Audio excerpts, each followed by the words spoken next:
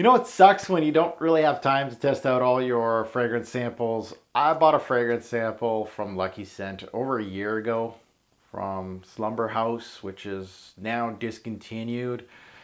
And we all know when I did the research and I'm like, damn, it's discontinued. I'm probably going to love it. Let's see if I did. Sampling samples coming up next. What's going on, fragrance family? Welcome to my series of sampling samples. Today I'm going to be sampling from a brand that I absolutely love. If you pan the camera, oh, I wish I had a cameraman. If you pan the camera over here, I got my Slumberhouses right here. I got 5 bottles that are just staring at me. You are beauties. I love them all. I love Slumberhouse. And it's been a couple years now that I've been kind of saying, go try out the House of Slumberhouse. Great, great stuff. So this is a fragrance that they released in 2009, so it's not a noob to the fragrance community, and this is Vikt. The big notes of Vikt. Bay leaf. Oh, that bay leaf. That's going to be good. Styrax, oud, and anise. So, my thoughts on this fragrance. I knew I was going to love this one. My thoughts. As usual, Mr. Lob's signature balsamic, coniferous, green, earthy tone to the fragrance came right out here, and I was like, damn you. Some sniffs on this first impression when I sampled it was came off a little bit of a black licorice vibe. It has a hint of incense in here, a little bit of smoke, but not too much smoke. It has that familiar bay leaf, dry but slightly muddled kind of green aspect to some of his scents. You have a slight woody tinge to this fragrance, more into the dry down. You got that woods.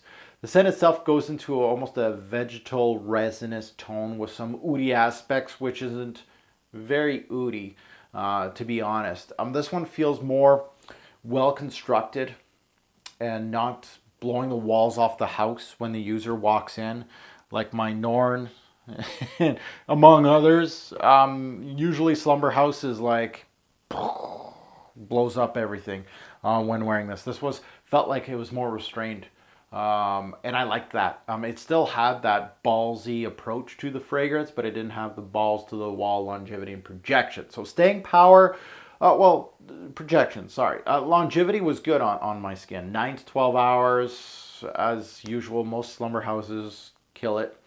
But it has average projection, so not as huge as far as the projection goes, which I came to appreciate from this scent.